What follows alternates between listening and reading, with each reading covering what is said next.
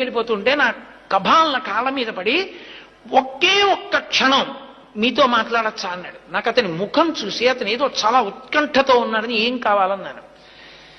మీరు చెప్పినంత నమ్మకంతో నిలబడితే వెంకటేశ్వరుడు పిలుస్తాడా దర్శనానికి అన్నాడు. నేను హామీ, ఖచ్చితంగా పిలుస్తాడన్నాడు. నేను మీరు చెప్పినట్టు బతికి చూస్తానన్నాడు. అతను ఒక 6-7 నెలలు పరమ ధార్మికంగా చక్కటి జీవనం చేశాడు. అతనికి తెలిసినట్టు తెలిసిండి వెంకటాచలం కొండ మీదకి వచ్చాడు. అతను వచ్చినట్లు నాకు తెలియదు. అతను కొండ మీదకి వచ్చి నాకు ఫోన్ చేశాడు.